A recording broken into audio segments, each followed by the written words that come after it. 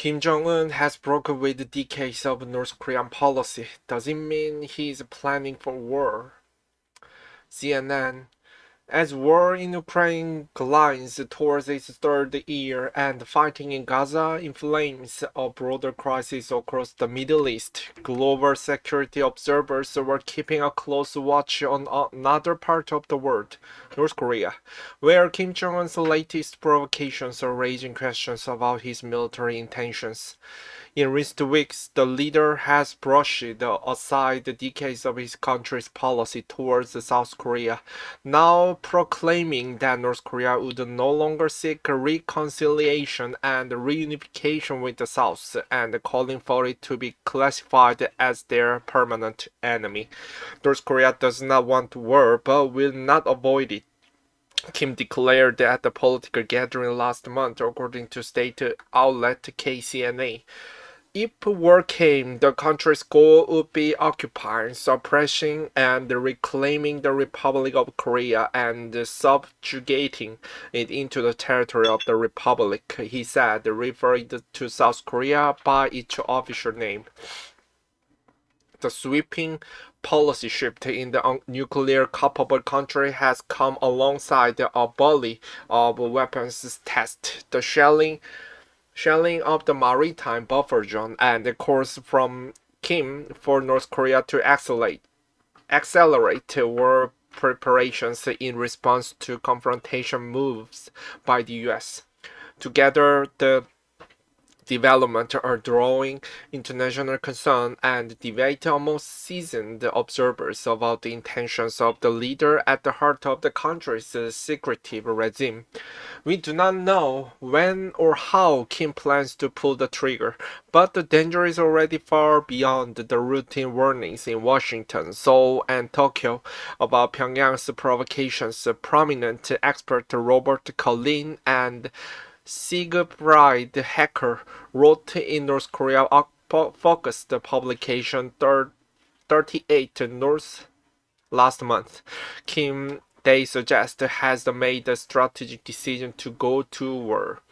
Many other observers disagree, arguing that the 40-year-old leader knows well that any major military move against South Korea and its ally, the United States, could hasten the demise of his own regime. But those observers, too, are bracing for a year of ramped-up aggression and express concern about the risk of North Korea's escalated hostilities leading to some kinds of military engagement on the Korean peninsula, raising the risk, however remote, of a nuclear conflict. This image released by Pyongyang's official Korean Central News Agency this month appears to show the inspection test of the new surface-to-sea missile at the undisclosed location in North Korea. The situation on the Korean peninsula has entered a very critical phase, said Ul Chul-lim, director of the North Korea Research Center at Gyeongnam University's Institute for Far Eastern Studies in Seoul. Given the high level of mutual tension, there is a possibility of an accidental conflict due to the misunderstanding, misjudgment, and misperceptions, even if Kim likely sees a little political or economic benefit in war, he added. Kim is known for his provocations and has signaled in recent years a coming policy shift on South Korea, but experts say the changes now are likely driven by Kim's mounting concerns as South Korea and the United States ramp up military drills and coordination, and his newfound confidence in the shifting geopolitical climate that has drawn Pyongyang closer to a key partner, Russia. The changes also coincide with an election year in the US where President Joe Biden seeks the second term while managing multiple global crises. Kim is likely watching carefully and may be keen to see him replaced by predecessor and candidate Donald Trump. A major shift. For decades, governments on both sides of the divided Korean peninsula have maintained they were members of the same family with the ultimate goal of peacefully reunifying. The two sides have been cut off from each other since 1953 when armistice ended the Korean War and remained technically at war. Kim Jong Un is now saying that South Korea is no longer viewed as another Korea. South Korea is viewed as the completed foreign power, said Edward Howell, a lecturer in politics at the University of Oxford in the United Kingdom, who focused on the Korean Peninsula. Reclassifying South Korea as the enemy state, experts say allows Kim to justify the continued build-up of his nuclear and missile arsenal and hold it over Seoul, which has adopted a harder line against Pyongyang under President Yoon Suk-yeol. Despite heavy international sanctions, Kim has continued to build that arsenal in recent years, focused on developing weapons able to strike not just South Korea and Japan, but the U.S. territory of Guam and the American mainland. The capabilities he sees as essential to deterring a potential attack and ensuring the survival of his regime. Alongside his policy shift, Kim ordered the destruction of the Arch of Reunification Monument in Pyongyang, pictured above. Since 2022, Kim has reiterated that the principal point of his nuclear arsenal is to deter war, but also raise the potential for nuclear weapons to be used to counter effort to violate the North's fundamental interest. He's also become increasingly alarmed by strengthened ties between the US and South Korea. Yoon and Biden have sharpened their country's deterrence plans and coordination in the face of North Korea's threats and weapons development. That's included expanding joint drills in the region and security cooperation, including with Japan, all of which Kim sees as a threat to his regime. The progress by South Korea and the United States on deterrence is one of the major reasons that Kim Jong Un feels very frustrated, according to Won Park, a professor in the Department of North Korean Studies at Ewha Women University in Seoul. Kim has been explicit about these concerns. Last month, he said that instability of the regional situation is soaring due to the US-led escalation of military tensions, and that while Pyongyang doesn't want to war, the danger of each outbreak has considerably aggravated, according to KCNA. Kim's policy shift on South Korea may also be linked to the view that negotiations with the US are no longer a viable path to meet the goals of being recognized as a nuclear state and receiving sanctions relief. Pyongyang has revoked outreach from Washington in the wake of the failed 2019 summit between Kim and then U.S. President Trump, according to the U.S. The North Korea leader may also see scrapping a policy of reunification not just a step toward the war, but a necessary defense, some say. Kim has indicated as much in his own public statement, saying that once the country is cultivating its strength, not for a preemptive attack to realize the unification by force, but instead for estimative self-defense. Kim is particularly wary of North Korea's absorption by the South and believes that it is impossible to establish normal relations with the South without developing the North Korean economy, according to the IFES's Lim, pointing to the country's economic weakness relative to the South. Instead of the empty reunification talk, Kim wants to focus resources on building its arsenal and the economy and working with new partners for economic benefit, he added. 5 U.S. officials recently told CNN the U.S. has seen no signs Kim is preparing for the potential attack on the South Korea or the broader provocation involving nuclear weapons. If anything, some analysts believe North Korea's public statement signaled that North Korea is abandoning its reunification policy in pursuit of peace on the peninsula. Kim's number one priority is the sustainment of his regime, a senior defense officer said. And that's not a shift. That's been a strategic priority of his entire family since the Korean War.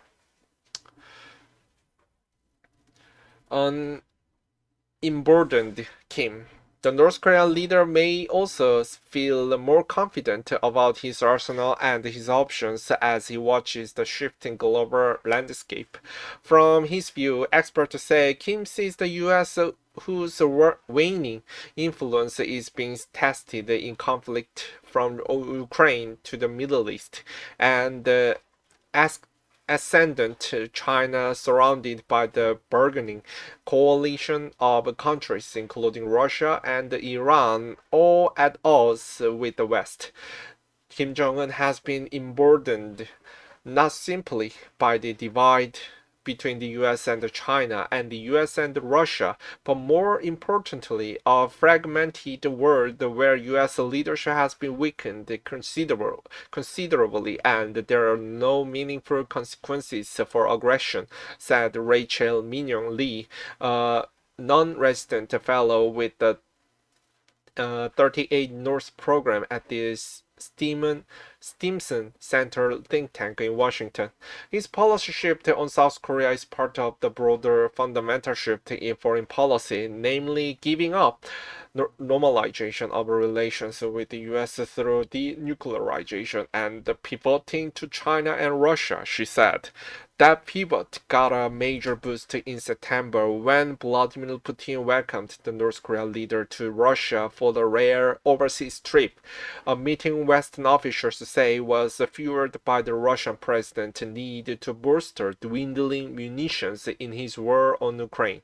Russia has since fired North Korea's applied the short-range ballistic missiles in its war, according to the White House, which called it a concerning escalation of Pyongyang's support. Analysts have speculated that Russia has reciprocated with the ad for North Korea's spy satellite program. More cooperation with Moscow could also potentially help Kim address chronic food and fuel shortages and build North Korea's economy. China, by far North Korea's most important economic lifeline, remains wary of any moves from Pyongyang that could destabilize or draw more US forces to the region. However, amid rising friction with Washington, Beijing has in recent years blocked the US-backed Apple in the United Nations Security Council to censure North Korea and will look to stay engaged with Pyongyang, especially as it draws closer to Moscow. Kim's regime may also see the expanding conflict in the Middle East as the opportunity to criticize the West and garner income, according to the Howell at Export, pointing to how Iran has long played the role of a middleman for North Korea to supply weapons to militant groups like Hamas. One thing that's changed is North Korea's ability to exploit the broader global crisis to its advantage, he said. South Korea, American, and Japanese naval vessels sailed information during a joint exercise in international waters off South Korea's southern island of Jeju last year. What's next? The expert warned that North Korea's ratcheting up of tensions is likely to continue this year as Washington continues to boost drills and collaboration with its regional partners to deter Kim. How to dial down those tensions is to open to debate, with some policy experts stressing that this show of strength remains the best deterrence for North Korean aggression. Others argue that the coalition needs to find ways to minimize the potential for Kim to feel his regime is threatened by their activities, and prevent Pyongyang from drawing closer to Moscow and Beijing as a result. Kim Jong Un is wary of the full-scale provocation by the South Korean military disguised as the military exercise, and has vowed to occupy South Korea territory without hesitation, said Lim in Seoul. Therefore, if the US, South Korea, and Japan fail to de-escalate the threat from North Korea during joint military exercises, the military conflict could occur on the Korean Peninsula, he said. Lee in Washington agreed on emboldened Kim Jong-un may be more inclined to take military action against what he perceived to be the slightest threat to North Korea, such as joint US-South Korea military exercises. In the months ahead, Kim will also be closely watching the upcoming US presidential elections as Trump seeks to win back office. It's unclear whether Kim would engage with the former president again were he to be re-elected, but experts say Kim is likely hopeful that the newly elected Trump, who has long been dismissive of overseas alliances, would roll back America's security cooperation with South Korea and Japan, and the North Korea leader could even seek to impact election dynamics with the aggressive move. One potential could be for Kim to launch Pyongyang's seventh nuclear test in what would be the first since 2017, according to Park of Ewha Women's University. If North Korea conducts the seventh nuclear test, it means a total failure of the Biden administration and gives a very good attack point for Trump to call Biden ineffective in dealing with the North Korea leader, he said. Further ahead, despite the sweeping changes Kim has now made to his country's policy toward South Korea, if the North Korea leader sees the opening to advance his larger goals by sitting back down with the South and the US, he could change tack anytime to reverse these changes, Park added. This is the kind of behavior one can expect from North Korea, he said. CNN's Yoon Jong-seo and Brad Landon contributed reporting. Correction, a previous version of this story misstated the location of Gyeongnam University's Institute for Far Eastern Studies.